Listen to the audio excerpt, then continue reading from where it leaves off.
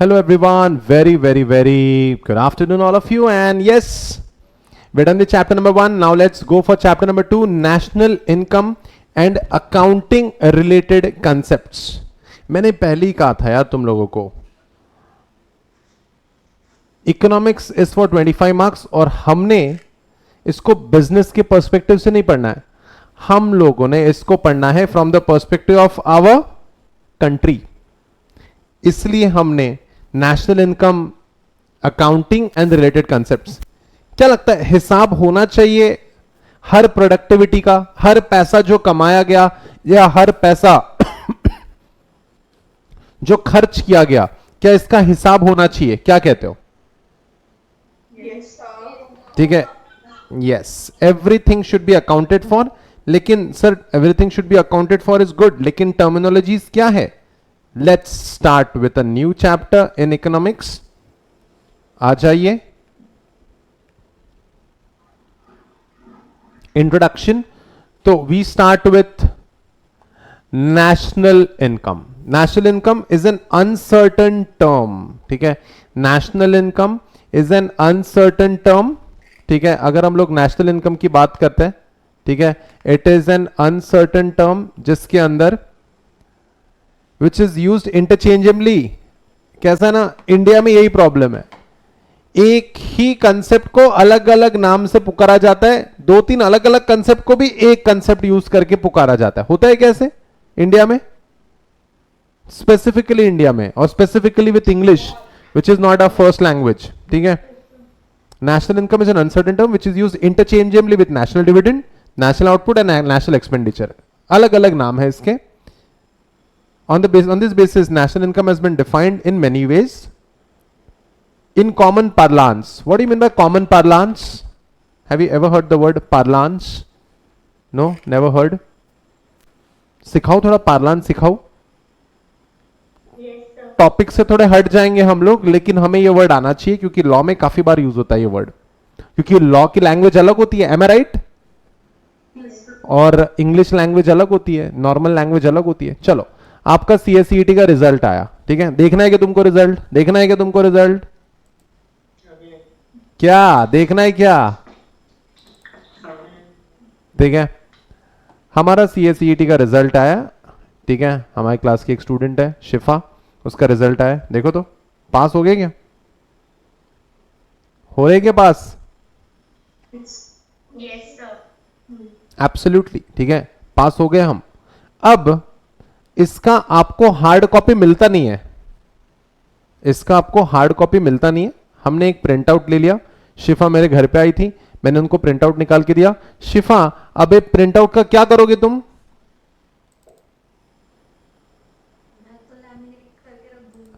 हाँ, लैमिनेट के अलावा क्या, लैमिनेट के अलावा हम लोग ये करेंगे, इसका जेरोक्स, जेरोक्स निकालेंगे क्या? जेरोक्स, है ना? Is Xerox the right word? No sir. Photocopy is the right word. Photocopy is the right word. लेकिन हम क्या बोलते हैं? Xerox. बल्कि Xerox ये नाम है क्या? ये नहीं, ऐसा येलो कलर में लिटरली लिखा होता दुकान के सामने भी, Xerox only for ₹50 पैसे, only for ₹1 लिखा होता है ऐसे, यानी वहां भी झेरॉक्स ही लिखा रहता. झेरॉक्स या जेरोक्स, ये वर्ड कॉमन पार्लांस में आ गया है, जबकि जेरोक्स क्या है? फोटोकॉपी की मशीन बनाने वाली कंपनी का नाम है जेरोक्स. लेकिन लेकिन लेकिन लेकिन कॉमन पार्लांस के अंदर फोटोकॉपी बन चुका है जेरोक्स. ठीक है, दैट इज कॉमन पार्लांस. रोजमर्रा की जिंदगी में जो वर्ड एक्सचेंज हो चुके हैं, जैसे वनस्पति घी को क्या बोलते हैं लोग? डालडा, जबकि Dalda is the name of the company and वनस्पति घी इज द प्रोडक्ट. कुछ लोग क्लोजअप खरीदने जाते हैं, पता है क्या बोलते हैं? लाल कलर का कोलगेट दो. ठीक है, तो ऐसा हो चुका है, टूथपेस्ट यानी कोलगेट हो चुका है. चलो, in common parlance, national income means the total value of goods and services produced annually in the country. National income means the total value of goods and services produced annually in the country. क्या हर चीज का हिसाब होना ही चाहिए? क्या country level पे भी हिसाब होना चाहिए? नहीं तो पता कैसे चलेगा, नहीं तो पता कैसे चलेगा कि हमारी कंट्री परफॉर्म कैसे कर रही है? Am I right? इसलिए इसका अकाउंटिंग होना जरूरी है. चलो देख लेते हैं. In other words, the total amount of income accruing to a country. What do you mean by the word accruing? Accruing यानी क्या? Income that is earned, but accrued यानी is that money in hand? No. Accrued यानी पैसे due हो जाना, पैसे हमें मिलने का ड्यू हो जाना, that is called as accrual. लेकिन पैसे हाथ में आना is receiving the money. Accruing यानी कमा लेना. Income accruing to a country from economic activities in 1 years time is known as national income. एक समय होना चाहिए नहीं, यानी वो जो आप जब सीएस बन जाओगे, ज्यादा तो नहीं बोल रहा हूं ना मैं, आप लोग जो कंपनी सेक्रेटरी बन जाओगे तो आपका पैकेज क्या होगा? थोड़ा गेस तो करो.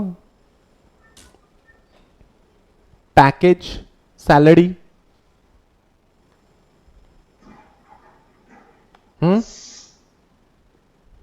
100-200 रुपए प्रतिदिन के हिसाब से गिनो. जो भी होगा, क्या वो सैलरी जो पैकेज होता है वो पर डे होता है या पर एनम होता है? It will be 6 lakhs per annum, 8 lakhs per annum, 12 lakhs per annum, depending on the candidate. So guys, national income भी हम count करेंगे ना. Economic activities in a year's time is known as national income. जो भी company economic activities से पैसा income accrue करती है वो. In other words, the total amount of income accruing to a country from economic activities in a year's time is national income. It includes payment to all resources in the form of wages, interest, rent and profit. आराम से सोचो, आराम से सोचो. Wages, interest, rent and profit. ये जो 4 words है, come on, 11th-12th economics थोड़ा बहुत पढ़े होंगे तुम लोग, है ना? जो नहीं पढ़े उनके लिए हम लोग स्पेशल एम्फेसिस दे रहे हैं, लेकिन जो लोग पढ़े उनको दिमाग यूज करते हैं. Wages, interest, rent and profit जो है, ये सारे आइटम्स को एक साथ क्या कहते हैं? बोलो. These are called as factors of income. क्योंकि कोई भी चीज प्रोड्यूस करोगे, कोई भी चीज सर्विस दोगे तो जगह लगेगी. प्रोड्यूस करने के लिए क्या चाहिए? फैक्ट्री. फैक्ट्री के लिए या तो रेंट खरीदो, या तो ठीक है, या तो जमीन खरीदो, या तो रेंट भरो. तो रेंट हो गया एक फैक्टर्स ऑफ प्रोडक्शन. दूसरा, लेबर को पैसे देने पड़ते हैं, वेजेस. आपके पास, हम सबके पास अनलिमिटेड पैसा होता है. ट्रू और फॉल्स? तो कुछ पैसा मार्केट से उठाओगे, उसमें इंटरेस्ट देना पड़ेगा. और एंटरप्राइज इतनी मेहनत करके पैसा बनाएगी, profit.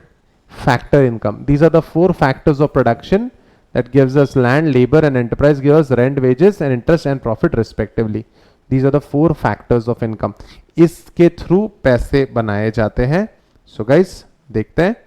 So it includes all payments made to resources in the form of wages, interest, rent and profit. Yeah. तो नेशनल इनकम की डिस्कशन कर रहे हैं हम लोग. National income or net national income. National income or net national income it's a gross national income or gross national product less depreciation. ठीक है. National income or net national income is gross national income or gross national product less depreciation. ये क्या है? ये क्या है? एक minute. Depreciation यानी क्या? Can anyone help me with the word depreciation? छोड़ो, डेप्रिसिएशन समझाओ. Deduction in the price of assets. Not bad. किसी भी एसेट का प्राइस कम क्यों होगा?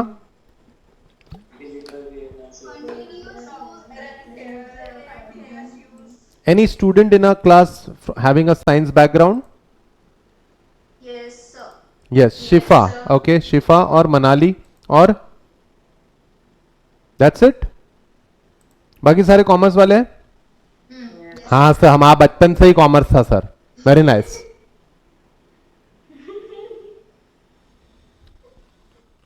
Okay, okay, okay. Shifa, what is depreciation? Deduction in something. Deduction is something in depreciation, not bad. Manali, science, right? Great. ये हम लोग science वालों को इसलिए पूछ रहे हैं क्योंकि अगर इनको एक बार समझा दिया तो बाकी सबको तो समझ ही जाएगा. क्या कहते हो? Yes. Very good. Manali, what do you mean bye depreciation? Depreciation. Deduction in the value of assets may be Why? But why a value of asset will be reduced? due to continuous use. तो continuous use करने से क्या होता है? तो और अच्छा हो जाता है फिर तो. Very. Wear and tears हो गए ना उसमें. जैसे ये मेरी कार है, 2012 में ली थी, तो आज 2020 में क्या ये ऐसी ही होगी जैसे ये अभी दिख रही है? No sir. मैं कितना भी उसको मेंटेन करूं, कुछ भी करूं, जब ये खरीदी थी तो 14 लाख की थी, तो आज जब बेचने जाऊंगा तो कितने की वैल्यू मिलेगी मुझे?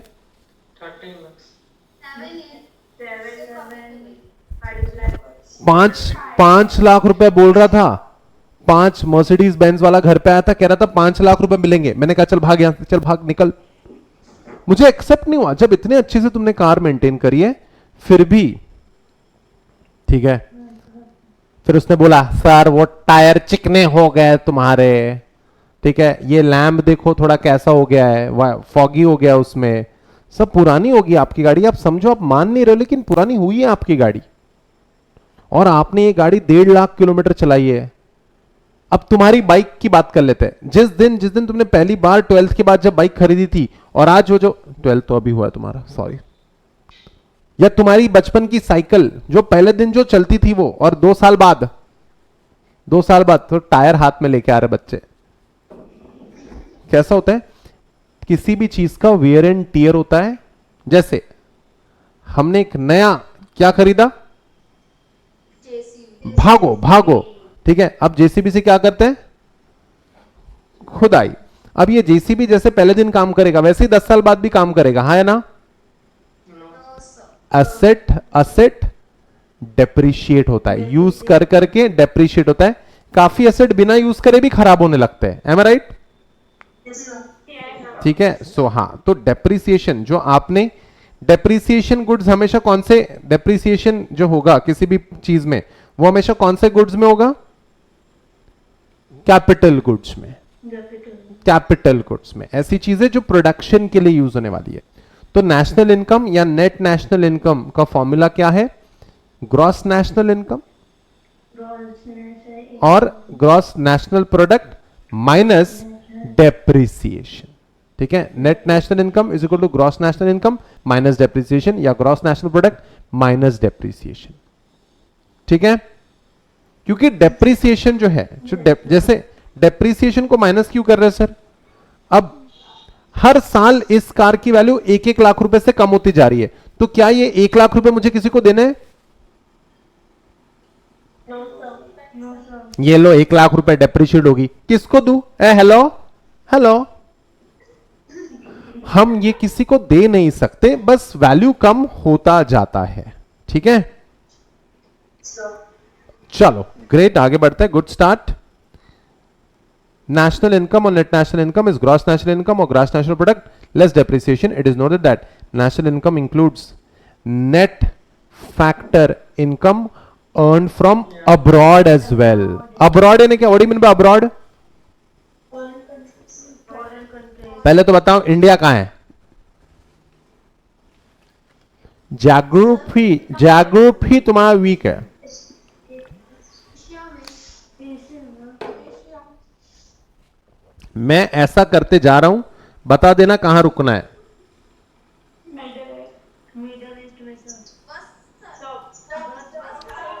रुक जाऊं? इंडिया. ठीक है, ये मिडल ईस्ट है, ये मिडल ईस्ट है. This is India. इंडिया कैसे पता चलता? सर श्रीलंका से. ठीक है। अब नेशनल इनकम के अंदर वो भी प्रोडक्ट्स आएंगे, नेशनल इनकम के अंदर वो भी प्रोडक्ट्स आएंगे।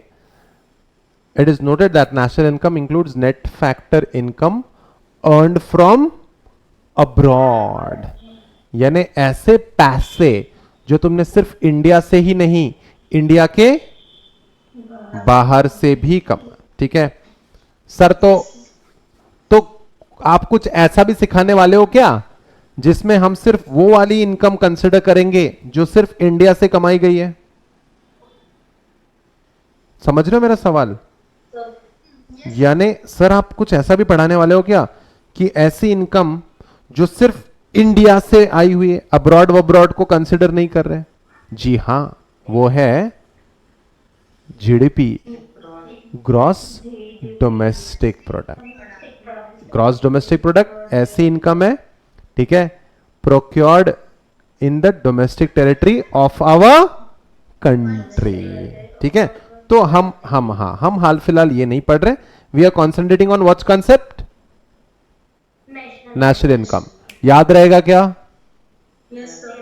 नेशनल इनकम सिर्फ इंडिया से रहेगा या इंडिया के बाहर से कमाया हुआ पैसा भी रह सकता है? Abroad.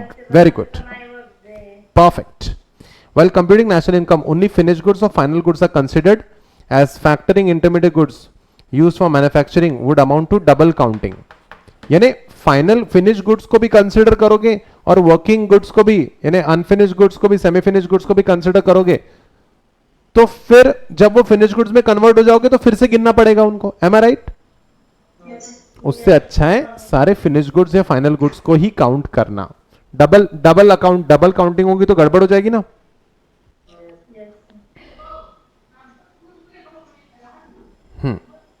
While computing national income, only finished or final goods are considered, and factoring goods used for manufacturing would amount to double counting. It includes taxes but does not include subsidies.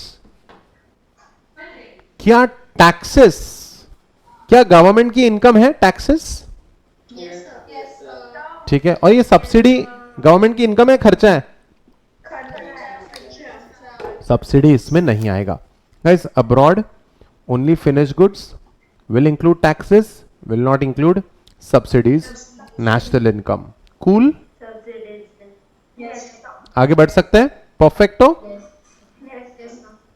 Factor income भी clear है?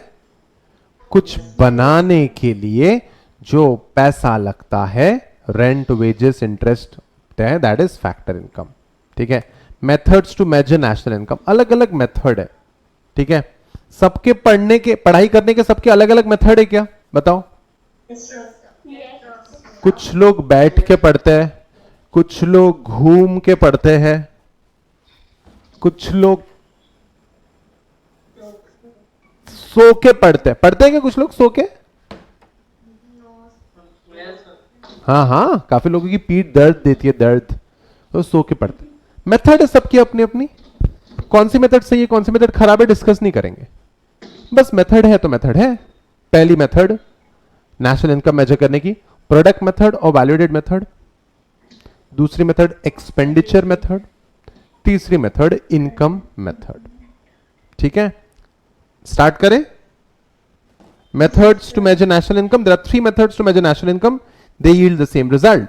These methods are the product method, value added method, income method और expenditure method. ये अगर आपने एक बार अच्छे से कर लिया तो हम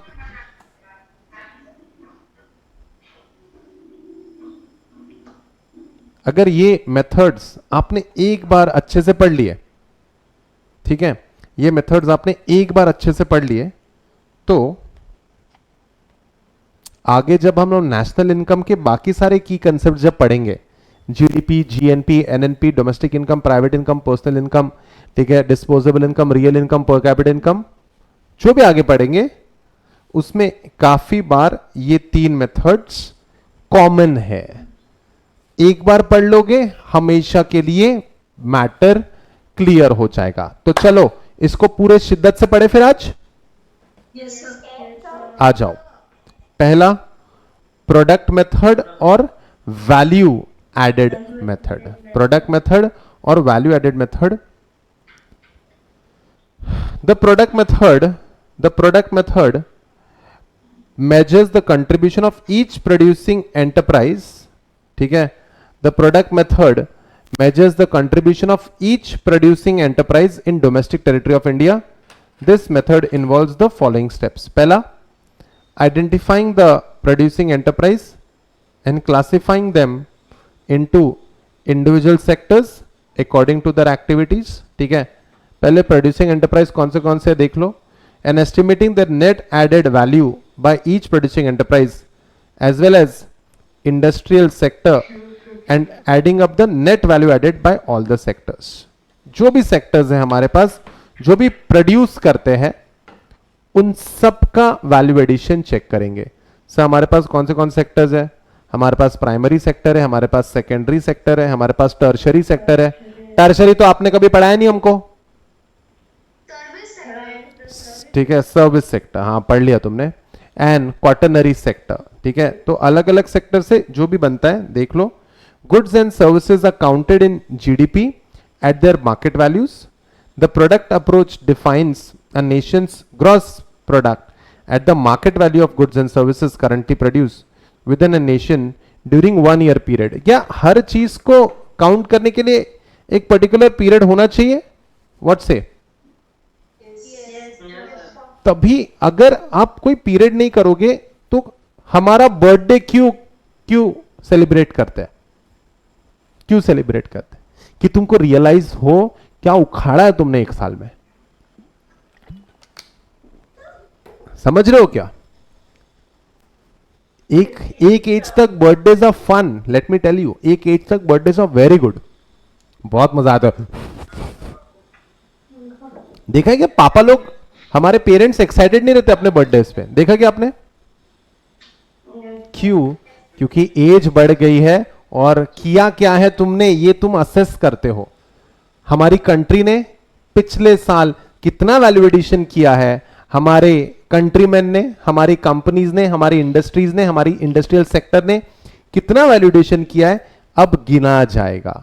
ठीक है, of course FY 2021 will it be a very good year as far as the value addition is concerned? No, thanks to the lockdowns and coronas and whatnot. The product approach measures national income, involves adding up the value of final goods and services produced in a country during the year. Here we focus on various sectors of the economy. कौन से sectors में आप focus करते हो? The main sectors are, पहला agriculture. ये agriculture को बड़ी इज्जत देते हैं यार इंडिया में. क्यों?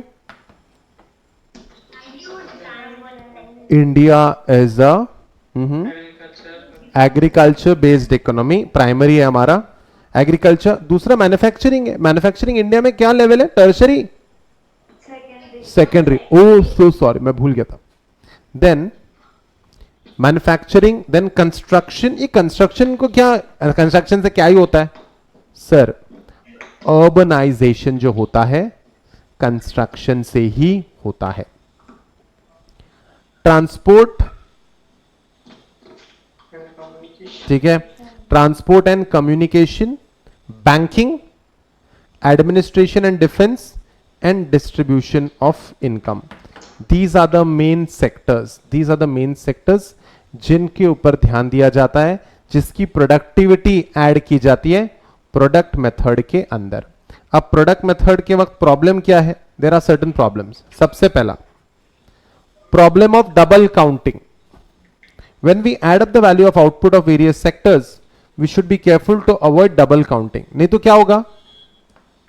आंकड़ों में आंकड़े बड़े दिखेंगे बट एक्चुअली उतना वैल्यूएशन हुआ नहीं होगा.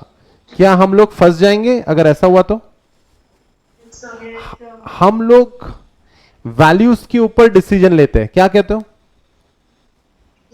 जैसे आपका CSCET के टेस्ट सीरीज में एक्चुअल मार्क्स थे 72.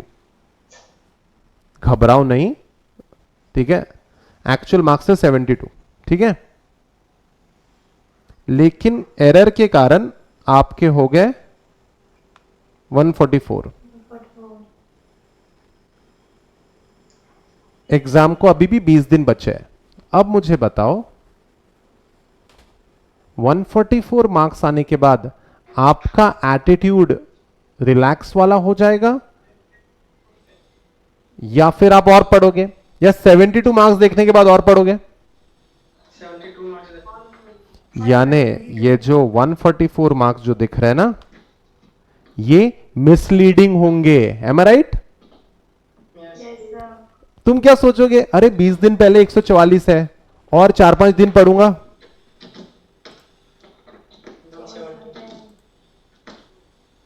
और 4-5 दिन पढ़ूंगा तो बहुत, फिर तो 150 क्रॉस कर जाऊंगा। जबकि गलती ये हुई है कि डबल काउंटिंग हुई है तुम्हारे मार्क्स की, किसी के एरर के कारण। क्या आपके डिसीजंस गलत हो जाएंगे? Yes, sir. एग्जैक्टली इसलिए डबल काउंटिंग की तरफ ध्यान रखना है। दिस पिटफॉल, पिटफॉल यानी क्या? गड्ढा, गड्ढा। पिटफॉल यानी गड्ढा can be avoided by either counting the final value of the output or by including the extra value that each firm adds on to the item. So guys, आप ये extra value addition को count मत करो, double counting हमें avoid करनी है। Value addition in a particular year, while calculating national income, the value of goods added in a particular year in question are added up. The values which had previously been added to the stocks of raw material and goods have to be ignored. GDP thus includes only those goods which are newly produced within the current year. क्योंकि कुछ goods पिछले बार भी produce हुए होंगे, M I right? और हाँ, तो पुरानी चीजों को नहीं कंसिडर करना है, क्योंकि हर प्रोडक्ट पिछले साल का थोड़ी ना बिक जाता है, एम आई राइट? पुरानी प्रोडक्ट्स को ऐड अप नहीं करना है। तीसरा, stock appreciation. Stock appreciation if any must be deducted from value added. This is necessary as there is no real increase in output. जैसे, ठीक है, अगेन काफी बार ऐसा होता है कि हमारा प्रोडक्ट पुराना है लेकिन इस साल उस प्रोडक्ट का रेट बढ़ गया है। होता है क्या ऐसा? Yes, sir. हमारा प्रोडक्ट पुराना है लेकिन इस साल उस प्रोडक्ट का रेट बढ़ गया है, लेकिन हमने तो उसको पिछले साल ही कंसिडर कर लिया था, अब वो रखे रखे पड़ा है, वैल्यू बढ़ गई। ये रियल इंक्रीज इन आउटपुट नहीं होगा। इसको एप्रिसिएशन को, अननेसेसरी एप्रिसिएशन को आप वैल्यू एडिशन में नहीं कंसिडर करोगे।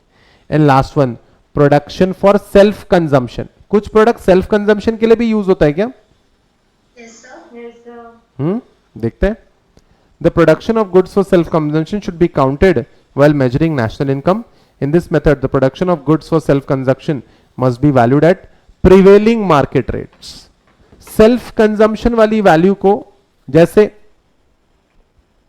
अगर किसी के यहां गाय है, किसी के यहां 50 गाय है, ठीक है, तो उसमें से वो 10 लीटर खुद के लिए रखेगा, बाकी बचा हुआ 90 लीटर बाहर बेचेगा, तो 10 लीटर किसके लिए हुआ? Self consumption. अभी सेल्फ कंजम्पशन तुम नहीं करते तो क्या बेचते बाहर मार्केट में? Yes, sir. तो क्या प्रोडक्शन नहीं हुआ है? हुआ है, तुमने वैल्यूएशन की है। तो जनरली लोग क्या कर देते हैं, इसको जीरो कंसिडर कर लेते हैं, सेल्फ कंजम्पशन वाली चीजों को नेशनल इनकम में काउंट नहीं करते। लेकिन क्या काउंट करना है? जी हां, किस वैल्यू पे काउंट करना है? प्रिवेलिंग मार्केट प्राइस पे। तो गाइस, एमसीक्यू के लिए इंपॉर्टेंट बन सकता है कि क्या सेल्फ कंजम्पशन के लिए किया हुआ प्रोडक्शन क्या नेशनल इनकम में काउंट करना है? आप बताओ, बताओ करना है या नहीं करना है? करना है। किस वैल्यू पे? किस वैल्यू पे? Market price. Very market price. Very market perfect, perfect. So guys, that was all about the first method, product method और वैल्यू एडेड मेथड। दूसरी मेथड एक्सपेंडिचर। कोई भी चीज बनानी है, एक्सपेंडिचर होता है क्या? Yes, sir. Yes, sir. हमें कोई चीज बनानी है, एक्सपेंडिचर होगा क्या? जरूर होगा। तो let's check it out, the expenditure method. The expenditure approach measures national income as a total spending on the final goods and services produced within the nation during a year. The expenditure approach to measure national income is to add up all the expenditure made for final goods and services at current market prices by the households, firms and government during a year. Total aggregate final expenditure and final output thus is the sum of 4 broad categories. यार ये भी तो production का ही एक जरिया है। जैसे जब तक तुम सीएस बन जाओगे तब तक, यानी जिस दिन तुम सीएस बन जाओगे तो क्या तुम एक अच्छा प्रोडक्ट माने जाओगे? Yes. होपफुली। ठीक है, अब तुमको सीएस बनाने में थोड़े बहुत पैसे लगेंगे क्या? आप लोगों को सीएस बनाने में थोड़े बहुत पैसे जरूर लगेंगे। आपको सीएस बनाने में थोड़े बहुत पैसे लगेंगे। ठीक है, अराउंड रफली 1 to 2 लाख रुपीस का खर्चा होगा इसमें। तो क्या हम बोल सकते हैं कि हमारा जो प्रोडक्ट रेडी हुआ है उसको बनाने के लिए 2 लाख रुपए लगे हैं? क्या हम ऐसा बोल सकेंगे? जी हां।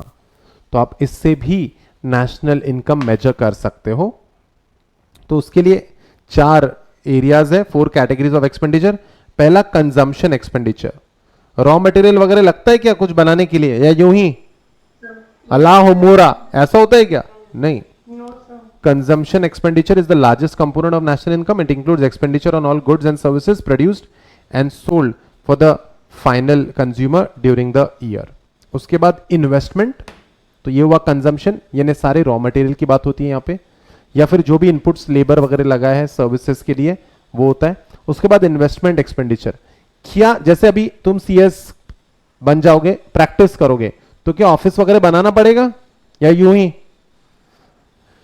सर लोग घर पे आएंगे मेरे और पैसा देके जाएंगे, या कुछ ऑफिस वगैरह लगेगा? हाँ है ना? Investment expenditure.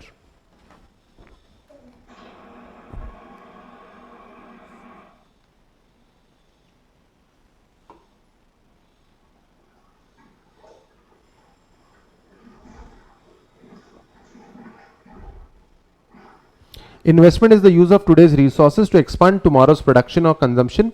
Investment expenditure is the expenditure incurred or by the business firms, that is new plants. ये नया मशीन्स वगैरह लेना पड़ेगा क्या, या नया फैक्ट्री बनाना पड़ सकता है क्या? Yes. Adding up the stock of inventories and newly constructed houses, ये सारे इन्वेस्टमेंट एक्सपेंडिचर में आएगा। उसके बाद गवर्नमेंट, ये गवर्नमेंट भी हेल्प करती है क्या आपको? ये गवर्नमेंट कैसे हेल्प करती है हमको? गवर्नमेंट ने तो एक पैसा नहीं दिया। ओए हेलो, तुमने फैक्ट्री बना ली, इसका मतलब ये नहीं तुमने, आप जहां रहते हो वहां तक जो रोड आई है वो किसने किया है? हाँ, तो गवर्नमेंट एक्सपेंडिचर भी आएगा। गवर्नमेंट को ना हम लोग गिनते ही नहीं, गवर्नमेंट ने हमारे लिए क्या किया है। तो ठीक है, तू खुद के लिए एक डांबर रोड बना के दिखा, फिर पता चलेगा कि गवर्नमेंट ने हमारे लिए क्या किया।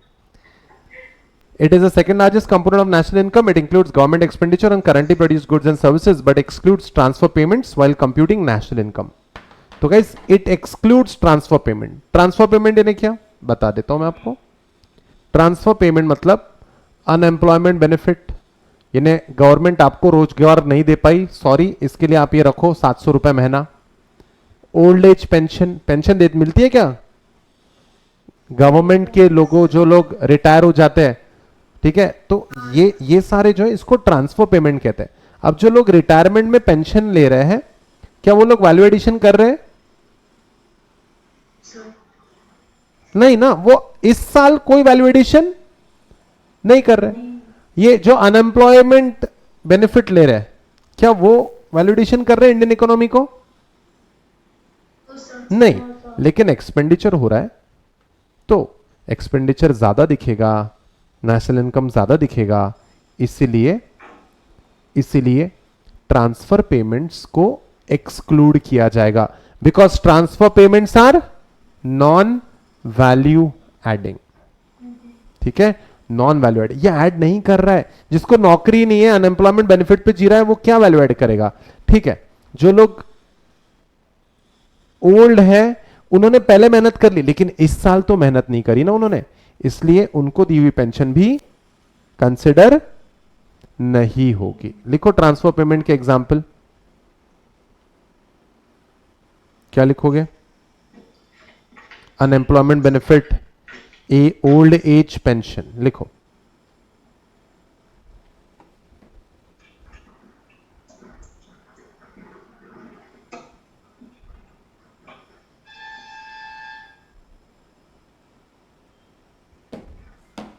Alright. Yes, sir. Yes, sir. उसके बाद नेट एक्सपोर्ट्स। नेट एक्सपोर्ट्स यानी क्या? Total export minus import. Net exports are defined as total export minus total imports. National income calculated from the expenditure side is the sum of final expenditure, consumption expenditure, expenditure by business on plants, government spending and net exports. तो guys जो final, ठीक है, जो final चीज रहेगी, ठीक है, वो रहेगी, ठीक है, वो रहेगी जो भी हमने एक्सपेंडिचर किया है किस पे? कंजम्पशन पे, उसके बाद इन्वेस्टमेंट पे, उसके बाद गवर्नमेंट ने जो खर्चा किया है, और फिर नेक्स्ट नेट एक्सपोर्ट्स को कंसिडर किया जाएगा। ठीक है, नाउ प्रिकॉशंस इसमें भी लेने पड़ेंगे आपको। एक मिनट, क्या हमने वैल्यूडेड मेथड में कोई प्रिकॉशंस लेने के लिए डिस्कस किया है? Yes, sir. कौन सी प्रिकॉशंस थी? Double counting, value addition, stock appreciation and self consumption. Self consumption को लेना है कि नहीं लेना है? लेना है कि नहीं लेना है? कौन से प्राइस पे? कौन से प्राइस पे? परफेक्ट। तुम लोग ज्यादा ही ध्यान नहीं दे रहे हो आज। सर वो रिजल्ट दिख रहा है ना सर आंखों के सामने, रिजल्ट। Very nice. चलो देखते हैं precautions. The expenditure on second hand goods. Second hand goods क्या होता है रे? ये कार मैंने आज अगर किसी को बेच दी तो ये नई कार रहेगी या सेकेंड हैंड कार रहेगी? तो expenditure on second hand goods will not be, ठीक है, will not be considered. Expenditure of seven should not be included as it do not contribute to current years production. मेरी car कौन से साल की है? 12, 8 years old it is. Similarly, expenditure on purchase of old shares and bond is not included in these also, do not represent expenditure of currently produced goods and services. And expenditure on transfer payment, ये तो हम लोग थोड़ी देर पहले भी पढ़ लिए। Transfer payment के एग्जाम्पल क्या है? Unemployment benefit, old age pension, interest on public date should not be included because no productive service is rendered in exchange for recipient of these payments. यानी काफ़ी बार जनता से कर्जा लेती है, रिजर्व बैंक ऑफ इंडिया लोगों से पैसे लेती है और उनको इंटरेस्ट देती है, उसको पब्लिक डेट कहते हैं, और वो पैसे गवर्नमेंट को दिए जाते हैं यूज़ करने के लिए।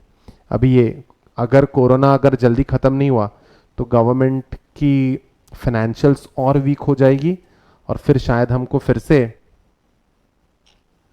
पब्लिक डेट लेना पड़े। लेकिन गाइज वो पब्लिक डेट से इंटरेस्ट जाता है लेकिन प्रोडक्टिविटी कुछ नहीं होती है, तो इसलिए इसको भी ध्यान में रखना पड़ता है। ओके, सो गाइज दो मेथड्स हमने कर लिए। कौन से मेथड? मेथड नंबर 1 वैल्यूएडेड मेथड, या उसका दूसरा नाम क्या है? वैल्यूएडेड मेथड या फिर प्रोडक्ट मेथड। उसका नाम है वैल्यूएडेड मेथड या फिर प्रोडक्ट मेथड। दूसरी method, let's now switch over to the, ठीक है, the last one is income method. The last one is income method. Income method, ठीक है, प्रोडक्ट और वैल्यूएडेड मेथड। दूसरा मेथड कौन सा था? Expenditure method. तीसरा मेथड इनकम मेथड। ठीक है, अलग अलग एंगल से हम लोग नेशनल इनकम गिन रहे हैं। Income approach is another alternative way. Income approach is another alternative way of computing national income.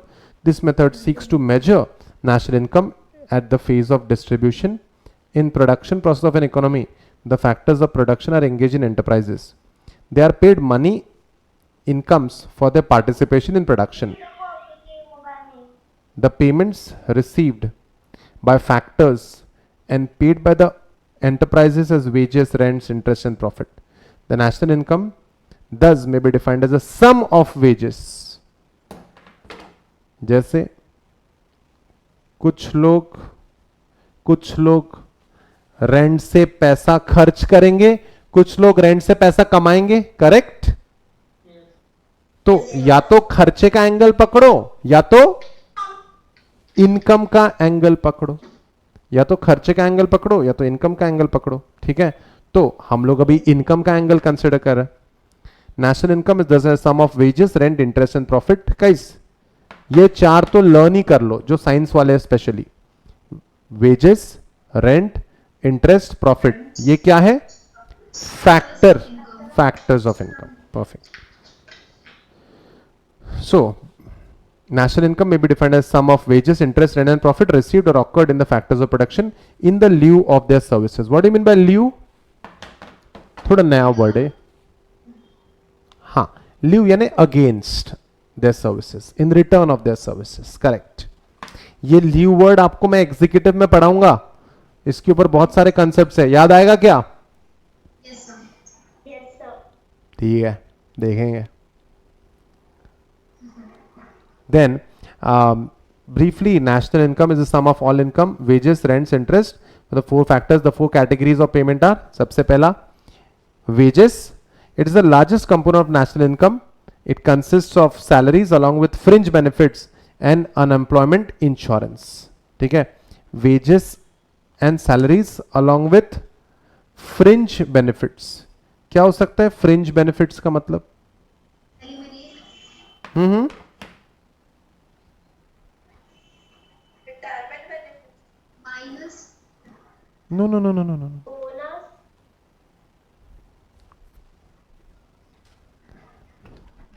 Extra benefits. Fringe है एक्स्ट्रा। जब आप एम्प्लॉयमेंट में रहते हो तो क्या सैलरी मिलती है, ठीक है, क्या डेली अलाउंस में मिलता है? Daily allowance. क्या ट्रैवलिंग अलाउंस में मिलता है? Sir. क्या दिवाली पे कोई गिफ्ट भी मिल जाता है? Yes, sir. Yes, sir. क्या दिवाली पे बोनस भी मिल जाता है? Yes, sir. Yes, sir. So fringe benefits, ठीक है। Then rent are the income from sir बोलिए। rents are the income from property received by households, ठीक है, ये तो आपको पता ही है रेंट।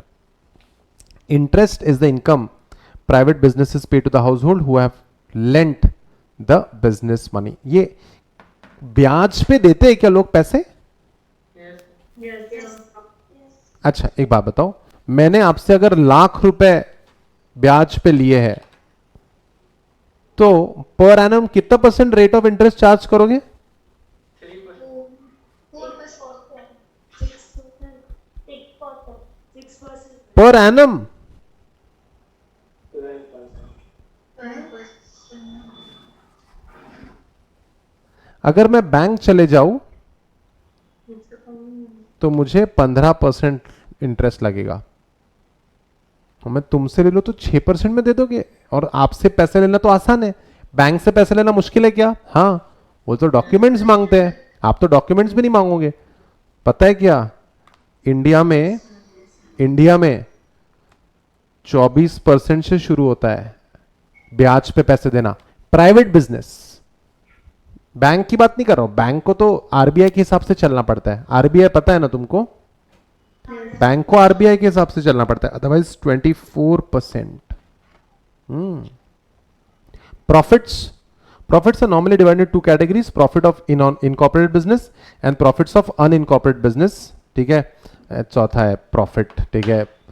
इनकॉर्पोरेटेड बिजनेस यानी कंपनीज, एलएलपी, जिनको प्रॉपरली रजिस्टर किया जाता है, लिख लो। इनकॉर्पोरेट बिजनेस यानी कंपनीज, एलएलपी। आपके सिलेबस में है क्या एलिमेंट्स ऑफ कंपनी लॉ, ऐसा कुछ चैप्टर है क्या? हाँ, yes, sir. है. Yes, sir. ठीक है, लीगल एप्टीट्यूड में थोड़ा ध्यान से पढ़िएगा उसको। और कुछ बिजनेसेस को जरूरत नहीं पड़ती इनकॉर्पोरेशन की: proprietorship, partnership, sole proprietorship and partnership. तो guys these are the 4 factors. क्या इनकम मेथड में भी कुछ प्रॉब्लम हो सकती है? Yes. Precautions for income method. While estimating the national income through income method, the following precautions must be undertaken. Again, transfer payments फिर से आ गया यार ये, such as gift। अगर, ठीक है, जैसे हमारा क्लास का हमारा फेवरेट बच्चा कौन है? तेजस। तेजस को मैंने दिवाली पे 50,000 रुपए गिफ्ट कर दिए। तेजस को मैंने दिवाली पे कितने रुपए गिफ्ट कर दिए? 50,000 रुपए। तो क्या ये तेजस की इनकम है? एक मिनट तेजस, सब लोग नॉर्मल दिमाग लगाओ। तेजस को 50,000 रुपए मिले, हाँ, तो क्या ये तेजस की इनकम होगी? क्या इनकम तो है ही ना। तुमको जब मेहमान 10 रुपए देके जाते थे बचपन में, तो क्या वो इनकम थी? Very nice, very nice. Income तो थी ना, तुम उसको खर्च करने का तो सोचते थे ना। अब मैंने तेजस को दिवाली पे 50,000 रुपए दिए क्योंकि मेरा छोटा भाई है वो। तो क्या तेजस ने कुछ वैल्यूएशन किया है? कोई वैल्यूएशन नहीं किया। ऐसे गिफ्टबाजी को इनकम मेथड से दूर रखो। सो transfer payment like gifts, donation, scholarship, indirect taxes should not be included in estimation of national income. ये इनडायरेक्ट टैक्सेस का होता है रे? इनडायरेक्ट टैक्सेस क्या होता है ये? जीएसटी। ठीक है, तो जीएसटी, ठीक है, जीएसटी किसी की इनकम नहीं होती। जीएसटी किसी ने चार्ज किया तो गवर्नमेंट को देना पड़ता है। तो जीएसटी का अमाउंट, स्कॉलरशिप का अमाउंट, डोनेशन का अमाउंट, गिफ्ट का अमाउंट, ऐसे ट्रांसफर मेथड को इनकम नहीं मानना चाहिए। ठीक है, जैसे आपने अगर आपने फीस पे करी 50,000 रुपए, तो उस पर 18% जीएसटी लगता है। 50,000 का 18% कितना होता है सर? बहुत कितना? 50,000 का 80% कितना होता है? अरे बोलो जल्दी। 9,000. कितना? 9,000। तो ये 9,000 जब हम आपसे लेंगे 59,000 में से, तो 50,000 हमारी इनकम है, 9,000 गवर्नमेंट को देना पड़ता है, तो वो इनकम नहीं होती। ठीक है, हम लोग दबाते नहीं वो पैसे, हम लोगों को गवर्नमेंट को देना पड़ता है, तो वो भी इनकम मेथड में इनकम का ऐड नहीं करेंगे। MCQ gold. ठीक है,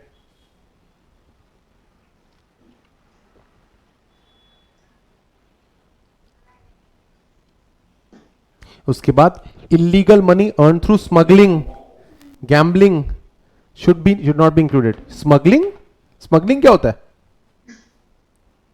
सर? वो बिना कस्टम ड्यूटी भरे। ठीक है, जैसे मैंने बहुत सारा सोना छुपा के लाया है अपने देश में, और मैंने इस पे कस्टम ड्यूटी पे नहीं करी है, तो ये गलत है ना? स्मगल किया है मैंने, सोना स्मगल किया है। ठीक है, या फिर मैंने जुआ खेला है, जुआ खेल के पैसे बनाए, तो क्या वैल्यूएडिशन है? ये जेन्युइन वैल्यूएडिशन है? जी नहीं, जुआ खेल रहे, ऐसे शकुनी मामा बन रहे हो, वेरी बैड, इलीगल मनी। ठीक है, windfall gains like prize won, मैंने प्राइजेस वन, ने लॉटरी में पैसे जीते हो तुम, विंडफॉल, हवा के साथ पैसे आ गए। ये जब तुम लॉटरी खेलते हो तुम बहुत मेहनत करते हो, क्या कहते हो? हाँ सर, जब मैं लॉटरी खेलता हूं ना मैं, तो मैं बहुत मेहनत करता हूं सर, हाँ या ना? ऐसे गेन्स को कहते हैं विंडफॉल गेन। ये भी कोई इनकम नहीं है क्योंकि तुम इसमें कोई वैल्यूएशन नहीं करते हो। Windfall gain like prize one, lotteries, etc. is not included in estimation of national income. And the last one, receipts from sale of financial asset like sale of like shares, bonds should not be included in measuring national income as they are not related to generation of income in the current year of production of goods. तो अगर आप shares वगैरह भी बेचते हो तो इसको भी इनकम मेथड में कंसिडर नहीं करेंगे। ठीक है, सो गाइस ये थी हमारी, ठीक है, ये थी हमारी बेसिक नेशनल इनकम का डिस्कशन।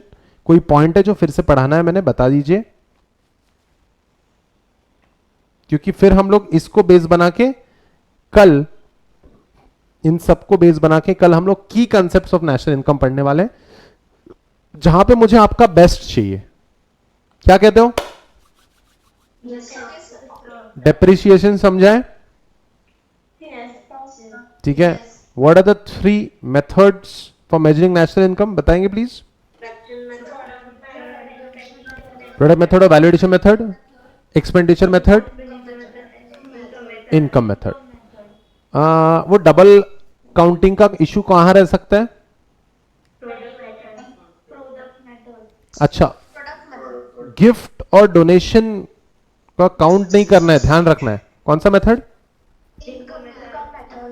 पक्का? Interest on public debt, expenditure method. Beautiful beautiful beautiful, मजा आ गया, गुड।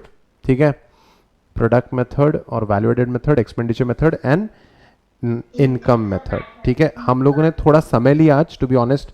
मेरे प्लान्स में जीडीपी भी पढ़ाना था, but it's okay, sometimes it's worth it to take all the time in the world. ठीक है, सो गाइस अब सुनो, कल हम लोग मेथड्स ऑफ मेजरिंग जीडीपी पढ़ेंगे, वहां भी ये मेथड है।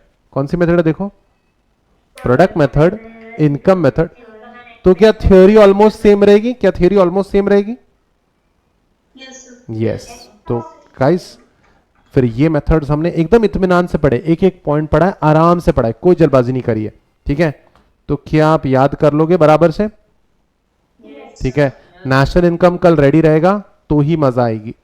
ठीक है, all right guys, so that's it for today's lecture as far as national income accounting and related concept is concerned. This is Pawan Gauka signing off. See you in the next video. Till then, take care of yourself, study well, bye bye.